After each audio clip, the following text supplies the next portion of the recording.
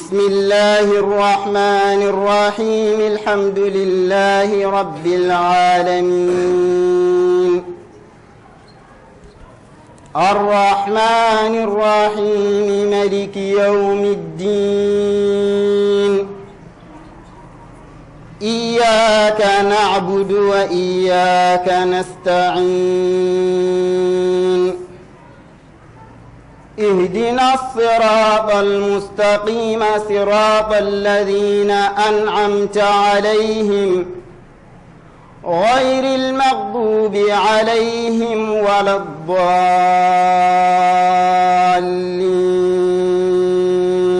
إن الحمد لله نحمده ونستعينه ونستغفره ونعوذ بالله من شرور أنفسنا ومن سيئات أعمالنا من يهد الله فلا مضل له ومن يضلل فلا هادي له أشهد أن لا إله إلا الله وحده لا شريك له وأشهد أن محمدا عبده ورسوله يا أيها الذين آمنوا اتقوا الله حق تقاته ولا تموتن إلا وأنتم مسلمون يا أيها الناس اتقوا ربكم الذي خلقكم من نفس واحدة وخلق منها زوجها وبث منهما رجالا كثيرا ونساء واتقوا الله الذي تساءلون به والأرحام إن الله كان عليكم رقيبا يا أيها الذين آمنوا اتقوا الله وقولوا قولا سديدا يصلح لكم أعمالكم ويغفر لكم ذنوبكم ومن يطع الله والرسول فقد فاز فوزا عظيما أما بعد فإن أصدق الحديث كتاب الله وخير الهدي هدي محمد صلى الله عليه وسلم وشر الأمور محدثاتها وكل محدثة بدعة وكل بدعة ضلالة وكل ضلالة في النار أعاذنا الله وإياكم من الضلال والنار. مرم سنكون قمكانو بينال تيفين بايندانو أتلغاندانو أرجو نورون تلغاندانو أكوينيو كتا بيسو كومنتي أوروكي ولا لقي ago dangini pinal tv kama mogobe arjo nur aw dangina kama dimashin kota dimashin ngana kira kengana alhadiya wurondi never ngana kiye ogo imisho be dangini pinal tv kama arjo nur akawa digan kanen dangini e arajon kama o dono su komante nangani aro serebe no ga telengana e réseaux sociaux nun kama groupe nun kama o kuinde on kata besu commenter nya o do nya na besu commenter ndanga ni na do na monu besu commenter maga o monu tunga subhanahu wa ta'ala maga ya rabbi allah mpinno kudan kunya no gemri sababa nya o kon khalle aro nya khallendi o monu tunga subhanahu wa ta'ala maga golluku arna tugoronyo oda dangani arjana musoyi arnyo oda dalle alqiyama kota allah antunyo kama dalle ya rabbi arna famo srenkino telga nanu oro wala laqango mei kengani hiji ngala laqenya hiji ngala laqe ora honne kunari mo sron de be hiji lemenga nyana nan same digen kane ora honne ko kendi hiji lama angana giri komo heji lemongo gilli mogobe o jonko ni minnay ken farende be madinatu rasulillahi sallallahu alaihi wasallam ke debi barakante debe be gali allah da debe be allah farengara akanu kenyan madinay faren puren sa ontengo debe be munyan ko tengo kenyan madinay faren sa ba quruku sa ontengo no be kenyan madinay madina tuana gabe sa ontengo madina imam maliki sa ontengo madina debe qurani debe be gali allara farenda debe ke qanun ko nan tali allara farenda debe ke akora ko nan to na debe ke qanun keno ku hijilla mangana giri an gabari o jonko ina ndiga madina mati konte gana serbe sababu ken o gana kan madina o gan qabana gollu benya wala laqadan inteke oro raqallu kundi kana diga men jawndi o saganu ya serbe gana ro madina ora koy holo nantanga ne gilli nantangora madina ma sitan sondomeni nantinge o gilli nilli ken sitina ndiga faran qabrun zura kenta gemede faran gar humbe ko alayhi salatu wassalam islam nga illi ken sitinin nandiga baraji mundiya nuqube misire beri nuqube qanema ken nuqusiki i faran misire alkaba misire ken an makka misire ke aro faran misire ke ken an madina misire ya aro betul muqaddas misire ken o zilzalam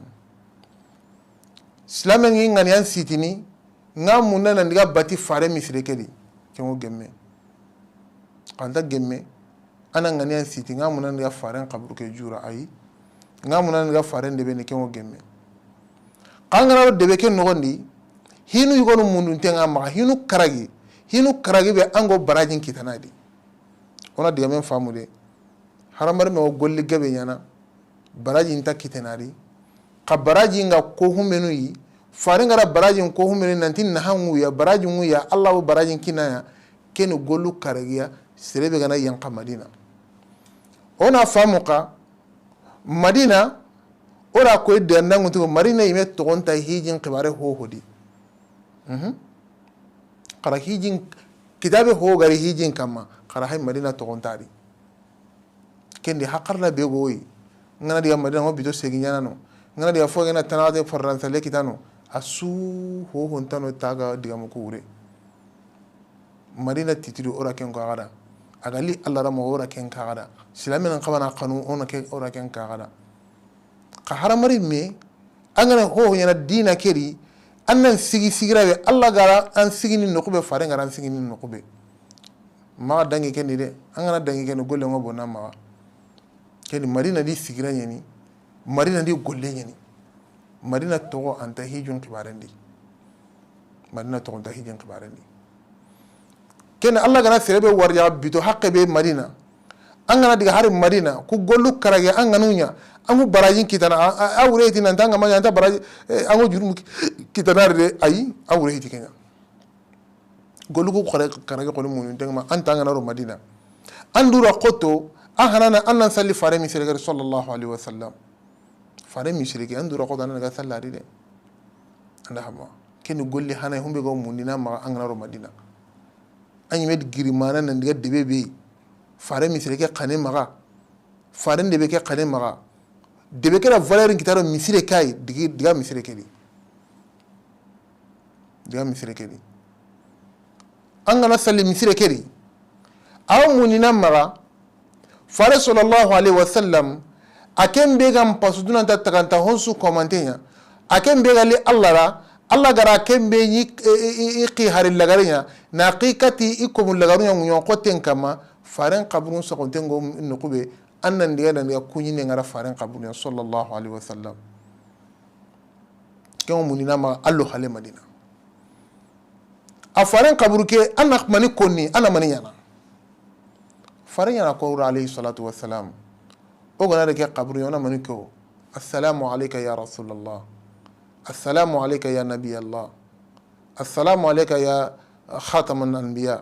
أنغرو فارن جاكيني تومبي ما جاكيتي هلان كابد يامي أي ميغارا همبي كي ميدا الله كيون كنا رنا سلام وراكما أنا سلام يكيني فارن سيغرا بيغاي ميون قوتين كما الله كومي هو غونو أنت قبنا قانون فارن بغا الله كومي هو غونو أنت قبنا أورا فارن كما أي on di faranga de alayhi salatu wassalam sere sunta limenan kawo mangari ke faran kanu dinanta besu ko maten yon koten kama ke faran kanu ina yan sondo men ken wajibinya anna faran ngara besu ko maken wajibinya ka kenta koyni anna ndiga faran qabru ke batu ay faran be gam pasu ta anto honsu ko matenya akenga ake ango tokkini la ken batte mo bare yana koyanya ay antanga na kin qabra na salamu ya kiniya amma tanan ya de manen mundi hure ma ay amaken kanangani amma tanan ya kemparandangi tanani qabru ya maken kanangani anga di assalamu alayka ya rasulallah ayme ati siri sugana salamun kinike Allah yo yonki ke sageni ke diwan salamu wa sagandina ya kenana kenyana angana buwa ken qabrenya tandon ka bani hillo ango siki ango salamun kini abubakar qay abubakar sawndenga tatenya umar sawndenga tatenya ango salamun kinu kunya السلام عليك يا خليفة رسول الله السلام عليك يا فاروق الأمة عمر بن الخطاب أن كوني كينو كونيا أن دانغيني أو سورتو أن الواتي ننتظر قدام روتونو لا لا لا لا أكو أن كوني مغوكيدي الله قنوري السلام عليك يا رسول الله السلام عليك يا خليفة رسول الله السلام عليك يا عمر الفاروق أنت مي دانغي ما تانو سيكيانغو جمان كوتين دغونو لا كويني يدرا نندانغي هم دا مونا ما كانوا كويني كي يدرا نندانغي كانوا غولي هيلنا ان قوانا غولي بيا مدينه انغنا كان غولي ننتلام بباني هم دا مونينا ما انا ندغاز بقي انا زياره ني اندو توكي نيمي ولا اندو كتبا مي باشو هون تاكيني بقي اني مين ني اوتي قبرون غالي بيغو وون مدينه farengara isahabano ka purello nino agari karungon purello nino ayaga yakun purengo nokube duna yimen nogonni serisirengo qabrun ka beyin yon qoten kama ahonta baqiya baka masana faren sahaba kama tanjate ngujuna sawntena baqiya nogonni faren ya yakun sawntena baqiya faren lemun sawntena baqiya faren khalifanu yono baqiya usman bin affan wono baqiya ndahamu kenni Allah siri surun gabinya sakontena baqiya imam malik asakontena baqiya siri sirin gabinya na baqiya aw angara diga baqiya ka kunyini bana be angara kini farenya misirendi anda ken kunyini bana kini baqiya hurunya farenya kenya na ali salatu wassalam angara diga qabrun kanya duna qabrun ka ho angara diga السلام عليكم أهل الديار من المسلمين والمؤمنين إنا إن شاء الله بكم لاحقون أنا كوينا كينويا كيس ينعنكم كما سلام هرب يغوير مؤمن هرب يغوير أنكم بتاوران أنكم بيغو كار نغني كيس ينعسو كما الله ينعخن أكورنا غنيرو هار انت كينيا أورنا غنيره أوا الله نيامبو كورانكم سوكا مانتما يغفر الله لنا ولكم نسأل الله لكم العافية او الله نياغنا الله يامباي ومنا الله سبحانه وتعالى ما انا كينيو كورانكم سوكا مانتما كان قبر ندواو ياري anga sigi hure ho yimeni nguyan qoten kama na ke duwa nyana da ana ke kunyi qanna nyana dangani na duwa nya dangani anta gemme ana duwa mundu hure saunte maga ay e huran konto sebe konto maga de yaro nguyan qoten ngure akena mankata mani suruna ankunya la aranta suruna ankunya ka hakari ngana bono limanan ka ngana perdi haramare mengo idu wala tampinta hidi arna fa mo sere kinu kena ngana Kenya marina golli sikandi Kenya marina golli nagatani angora nanga uhudi angara hume ya baqi anandi ken kunyine bane kini Hamza ari kapalemuya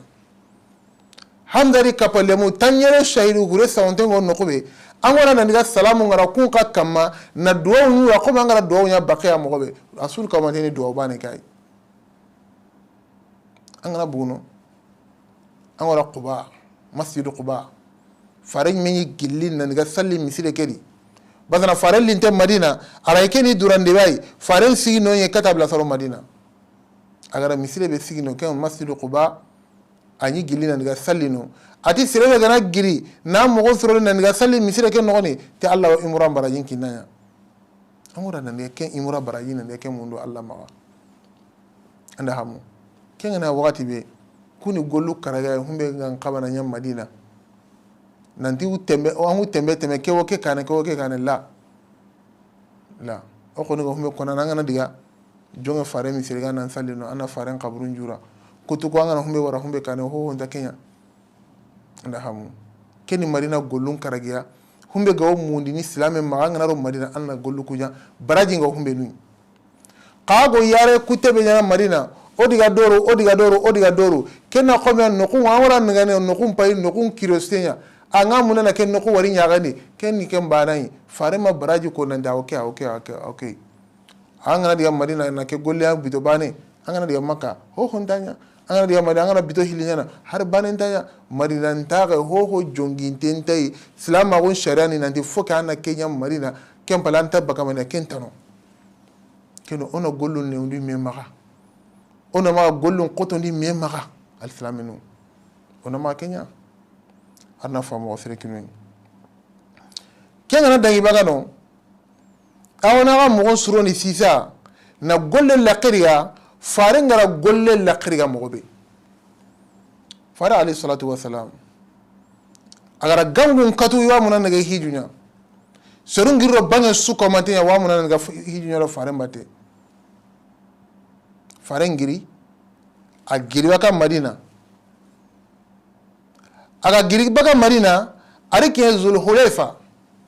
dingira wani zul hulefa akotaro madina hiti debi wani kallenga o madina debe nogondi farenga kiye zul hulefa farenti sahaba nunda unyanka zul hulefa besu komante na nyanki ni namo mutu zul hulefa faren me yanki ari namo mutu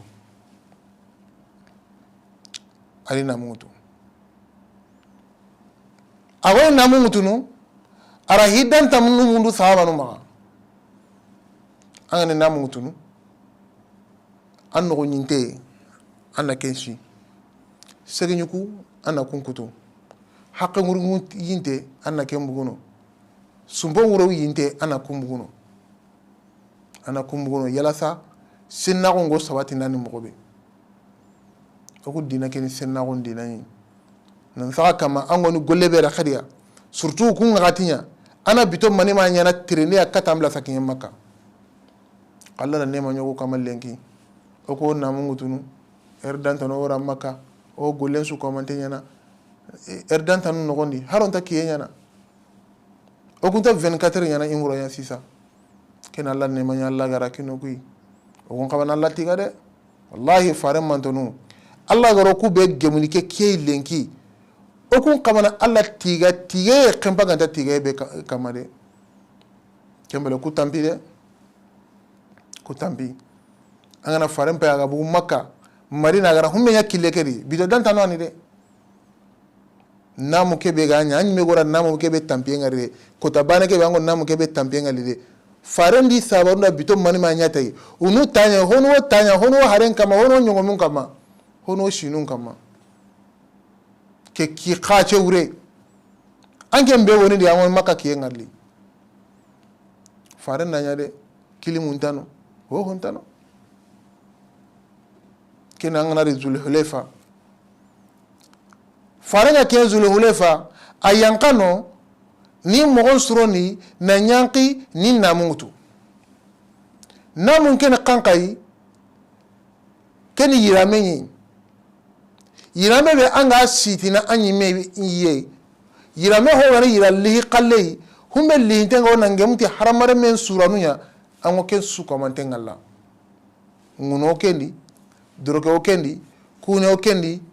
kaliso o kendi ango kusu komante mbakani me pew yugun kara angana ke su komante ngara anda yirame ke bana sitinanya angana yirambane sitanya ango yirambane nkuhuna an kampung an kungun kama ki yirame to namu sharangara yirame munti namu kani yiramu hilli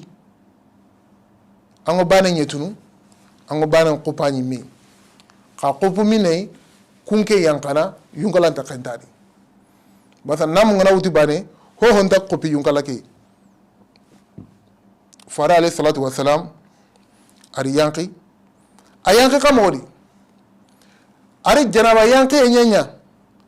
janaba yanki be fare ngara kora alayhi salatu wassalam angana ni namu ngutu ana janaba yanki ni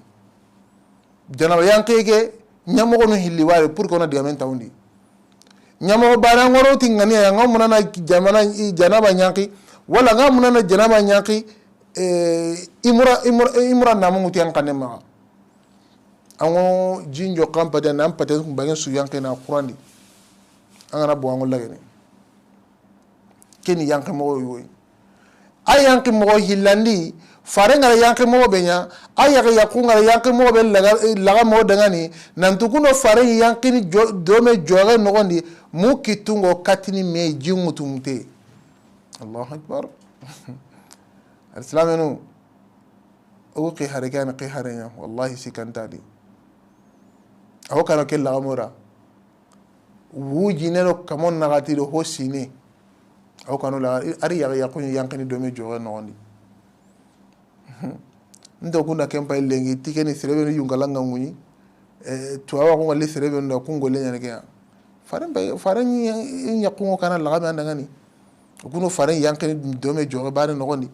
wo yankini yokibane nyai ukitu nyima wutu ntongo katini me hokite wutu ntongo kaw katini hokite yankante ya ugar hombe la mora utanga na joga ni faranga na joga ni awikitu ku yankini holo katabla saro jinno gondi ken faren sunna ya ali salatu wassalam ji ho gari jisenne nyanga munana salama ko insenna go nyatai ma giri nan kitekero jinno gondi angon kiteke jil jokono kiteke na yankita siko akeni sunna nyere farende haranga na giri konkondi man kitelo jidi wala nan kitelo yokeri andura khoto na kiri yankita siko holo wallahi oku dina keni senna gondi nani oku fare keni farisen nyi alayhi salatu wassalam angana kenya wakati be anga utuna sumponya na la wara an qurgonya ho go keno kenna mero keno mena mega be ganya aw ken su yanke na qurani angana kenya yanke na qurani wakati be angol laga jingutunu wala saliji angol saliji ko mutunu ko manga utunu sella nya mo be angana tla yungola ke masahuinya alo sikino na tangara halle nan kitumpililo jindi na wutu na gujanyu kalanka mata suko na suyanki taron kumu shanka gane sirebe angan kitelo nuro mena na su wa yara sa jingo kena su komante amobe angana ke yata suko angan kitu hiliro no jindi anta yinkara na jinjo ko ke na yanki na yankama nguyendi makarangaranya na ke yankika na ke jinjo ko yata siko na ke yanki nogen karanga na tlaka an kan karanya na kunu yata siko anga sigi take beyi mogono hiliwo kenya anga yugara masawalo ta yankini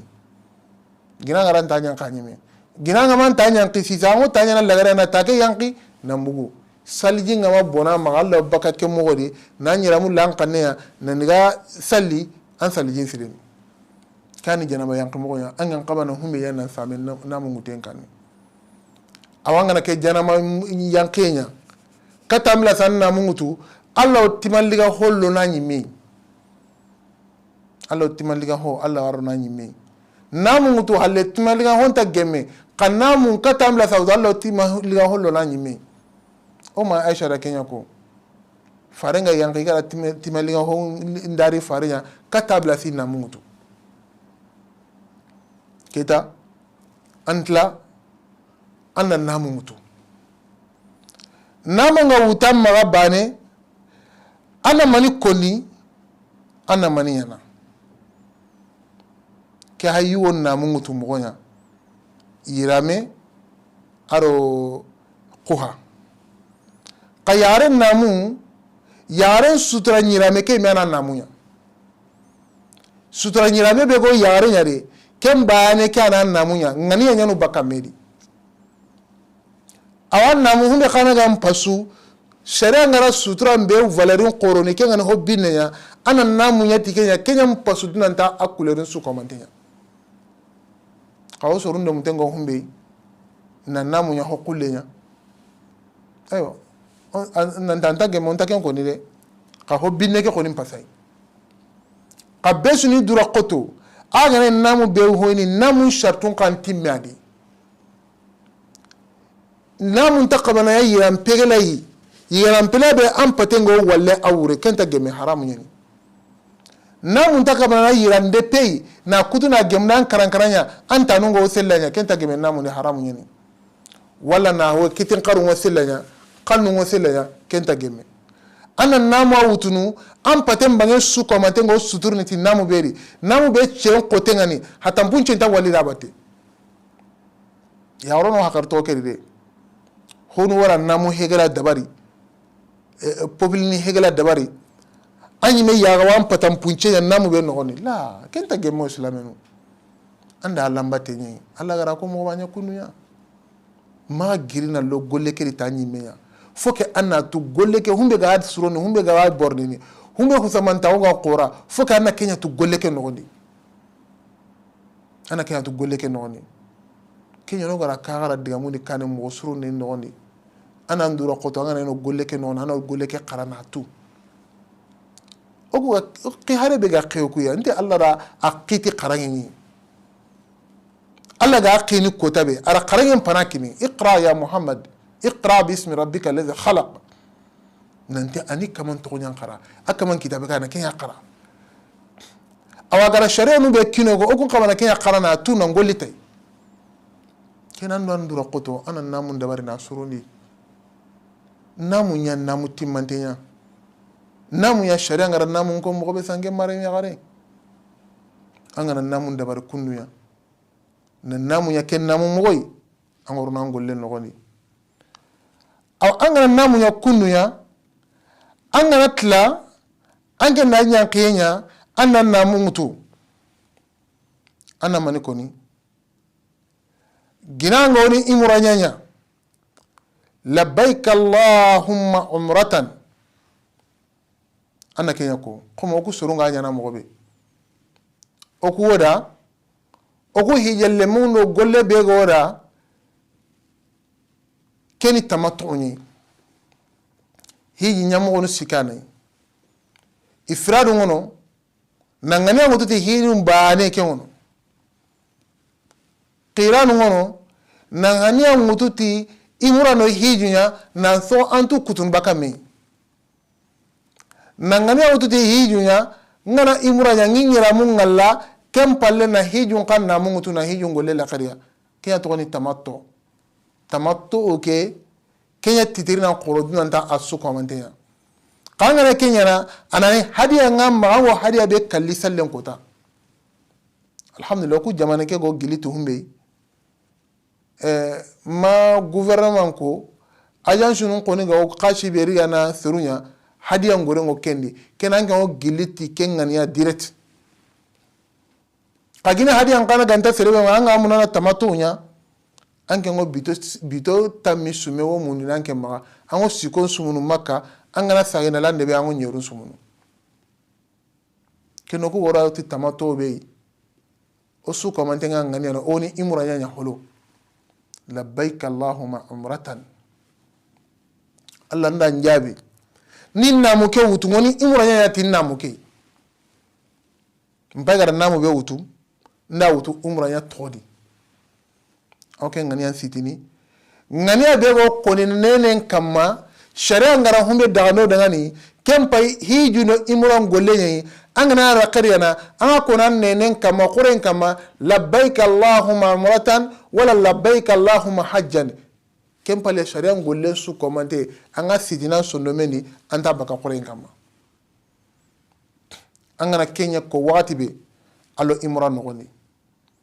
awa allo imran nogoni anna mani koni sisa labbaik allahumma labbaik labbaik la sharika laka labbaik innal hamda wan ni'mata laka wal mulk la sharika lak anna kya koni yugo ngo kanne ngoro tuntai yaru ngo kanne nyang kanne tai kana kya nyana Allah gar kamar sarenya kadiame ke wurin mani digame kana mani monduno o digame keri wala lakan nyongora nya ora ko o gana kinyi wa hatam panyini sorunda labbaik wurin mani labbaik allahumma labbaik allah ngira hanken jabi allah ndan kirni kalenda jabi labbaik la sharika laka labbaik allah angen tunka begono hi kapallema gantanya ndan kinya jabi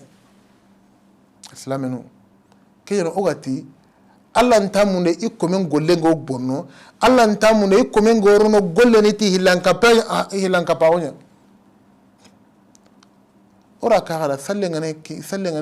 Allah gana ta salli wakati be agana salle munda ma taana sallen qiri ana Allah banan ka konkoi ana sallen signa ana Allah banan ka konkoi agalo salleni na fatiha khara wajibe besu komantenga ma Allah banan ka ona sabati nan pisu tuna kina Allah kenya nan nondi amparno imran golleni wala amparno hijin gollen qadi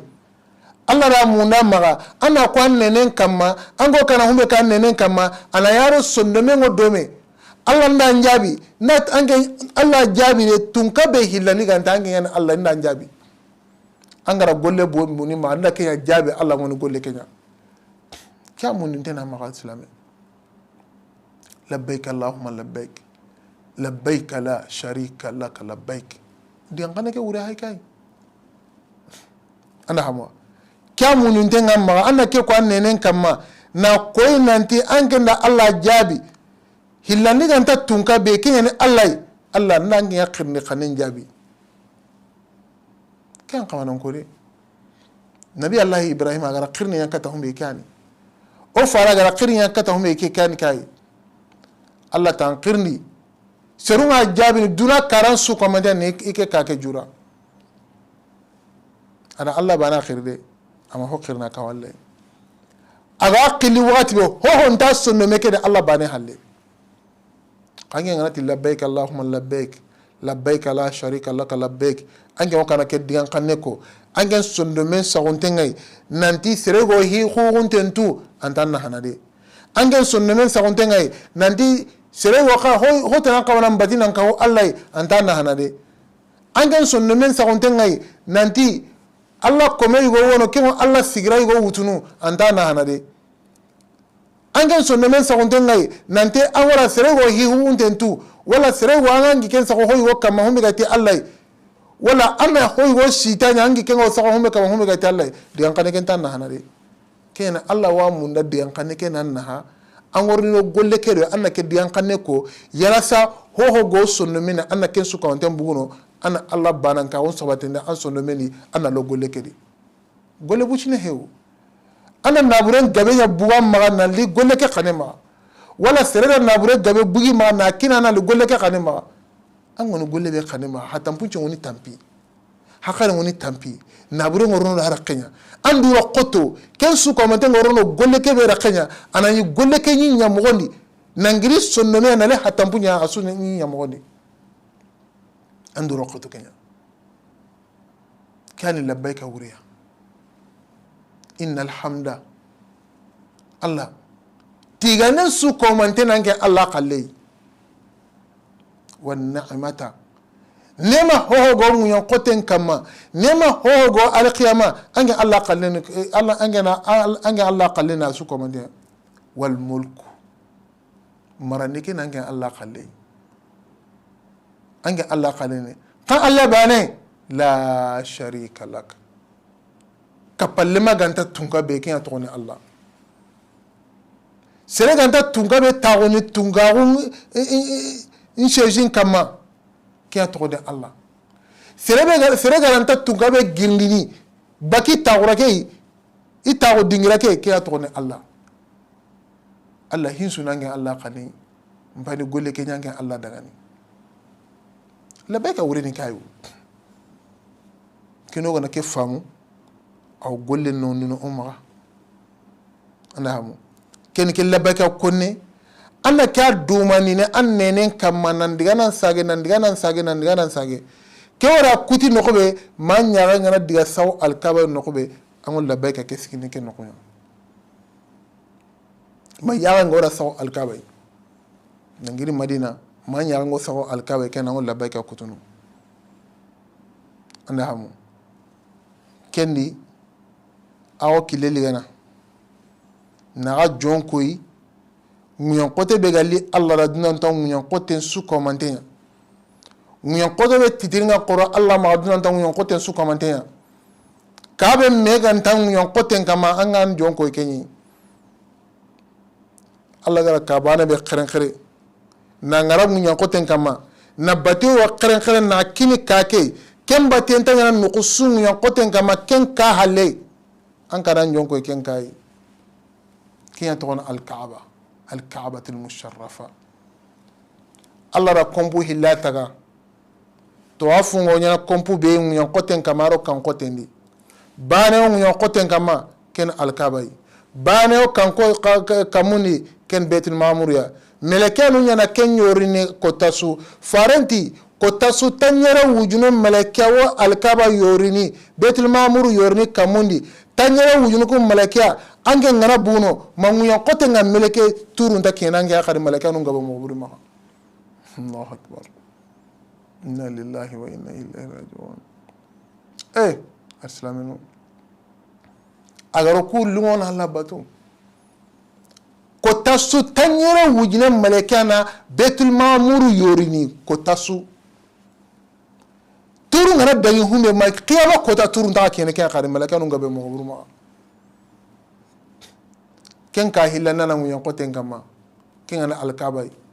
tangana Baitul Ma'mur bu kamuni na yankani ngunyendi awoni si al-Kaaba kama net usuna meg jelenga nyani kamundo ngunyendi anke ngana njongo ke al-Kaaba al-Kaaba be ana honna kona hindi ana honna kona titirindi ana honna kona darajandi Allah nta su komanten konni ayi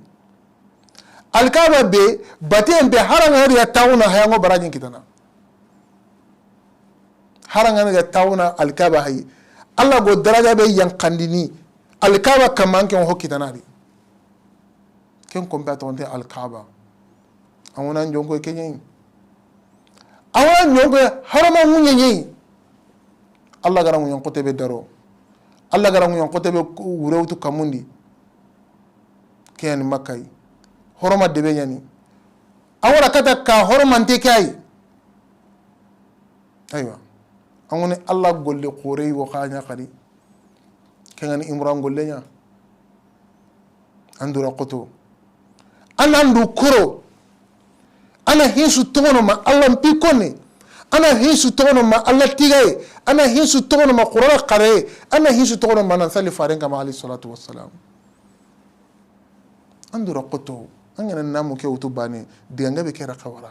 angana namu ke utubane Allah mpikone labbaika ko sali farenga ma qur'an qara astaghfirullah ko downya kenya mununte na ma mareme ali beni kenya kam masala ke togono diga ngamu ko togono kita agatla agara joko makkay agana joko makkay ana haqalen to gadi diga meddo he yama awon la yokungara na jonko awon ya mak awon ya misire kesa awon ndiga golle ke rakariya ken golle hanane kankay ken to afunya kaga suna ga dura khoto agana lagaji mutu toafun tariyene tanke lagaji ngantanya toafu ngoko mi salle har nan to toafu noni alla gaji ngana bono ango sagena na lagaji mutu na toafu nya kenono hakari to kede toafu be go raja al-Kaaba na al-Kaaba yori tanyeru akome salle an saliji ngana bono salle ngantari ngana ma mo gobede saliji ngana bono toafu ke kanta gemanda ke mo godi besuni saliji mutu anan jonkoyi Allah ka qoreke kengani masjidul haram ya kengani Allah ka qoreke al-Kaaba al-musharrafa anganan jonkoyi angorro misireke nogondi angana misireke nogondi andura qoto humba mununte ngam maga misire loyendi anan tayen tam panarondi misirendi kenin nogen tangorono anandura qoto kenya ana tayin tan panarondi nogen tan kani angane rono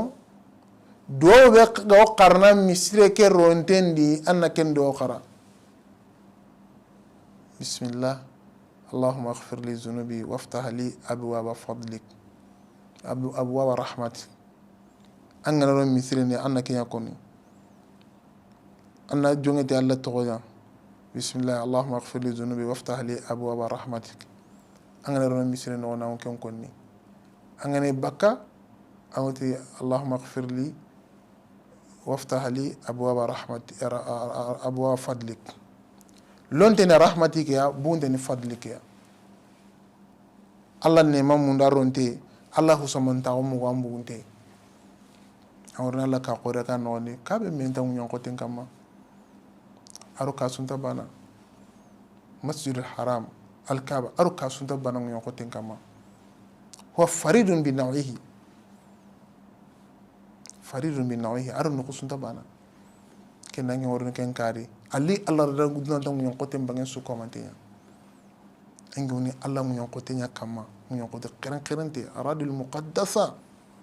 allah garan no khube qiran kharti batinya anduro qoto allonte kunana kunu daro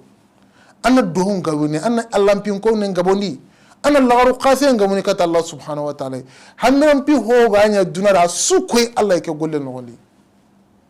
sukoy allah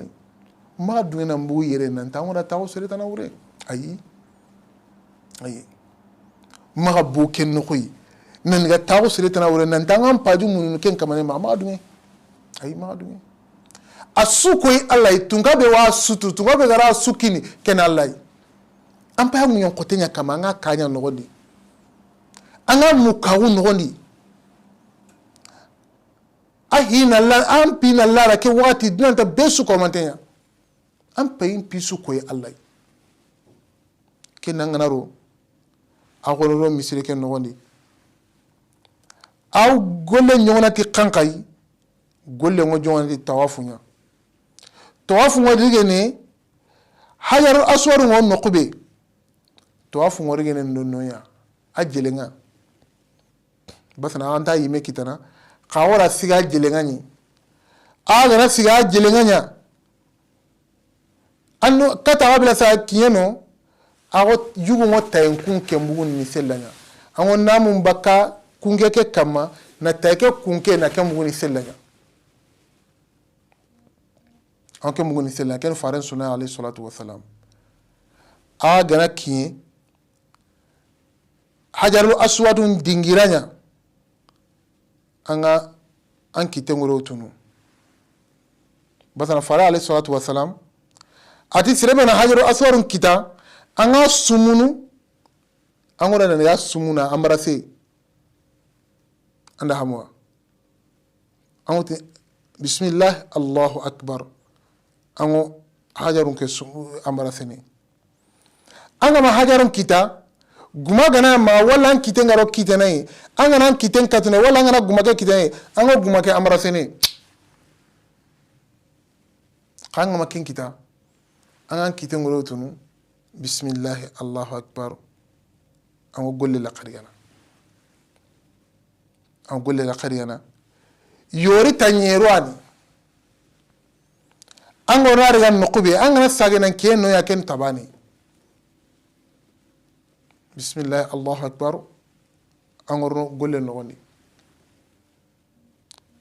duwa ma kheren khare qur'ana qaray ma kheren khare allah mpin ko ma kheren khare humme ga ne ma anga konni antrenteke humme ne ma anga ken konni antrenteke anga ken konni rambate anga yori seleke nun nagata nay anga giri seleke bana be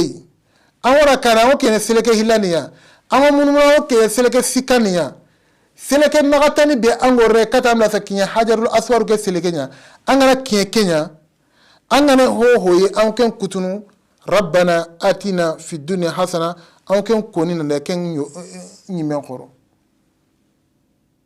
ربنا آتنا في الدنيا حسنة وفي الآخرة حسنة وقنا عذاب النار أو كن كنا كني من قرو أنا كني من قرو أنا كني حجر الأسود دينغرانيا أو كلنا عن كتير ردنا بسم الله الله أكبر نم كونتيني ما نقدر تنيرو كتيم من كم تيم من مويا أو من يجو مغا أنغوري من تاسيكو حنا بينيا أنكونا نجوغو أنا نجوغو tasikake noni ana njogo honne an jogo hamun yuguma humeru goranya an jogo kedu faran sunna alayhi salatu wassalam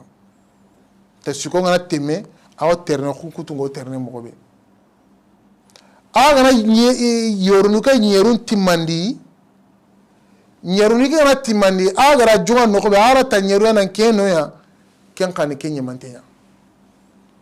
tawafu ayi men qore ana man yana sisa awa jonko ni naniya maqamu ibrahima halle wala no ko be ganan lunga ga dangani no ko be ganan ne wa aga dangani awra nan ga arakanu hilli salino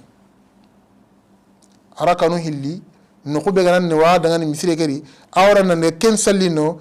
arakanu ko hilli wa salenti kangai qul ya ayyuhal kafirun aw ken ko ni fatiha qara halle arakam panandi hillani aw qul huwa allah ko ni fatiha qara halle araka bilandi kani tawafu ngoyi men qoronti arakanu hillai aya tawafu dambe ali tawafu nya kunnu yaw ayi men qoronti arakanu hillai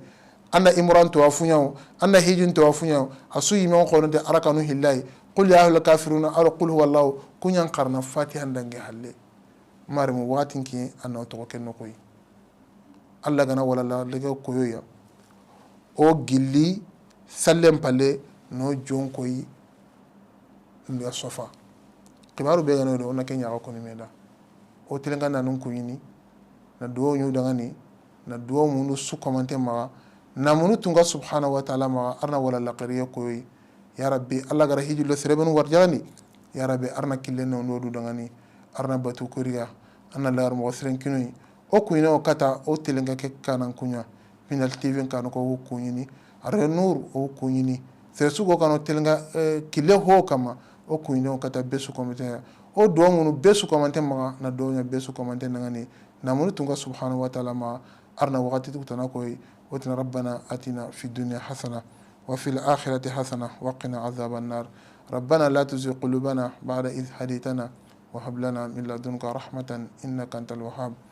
اللهم صل على محمد وعلى آل محمد كما صليت على إبراهيم وعلى آل إبراهيم وبارك على محمد وعلى آل محمد كما باركت على إبراهيم وعلى آل إبراهيم إنك حميد مجيد سبحان ربك رب العزة عما يصفون والسلام على المرسلين والحمد لله رب العالمين والسلام عليكم ورحمة الله وبركاته بسم الله الرحمن الرحيم الحمد لله رب العالمين الرحمن الرحيم مالك يوم الدين إياك نعبد وإياك نستعين اهدنا الصراط المستقيم صراط الذين أنعمت عليهم غير المغضوب عليهم ولا الضالين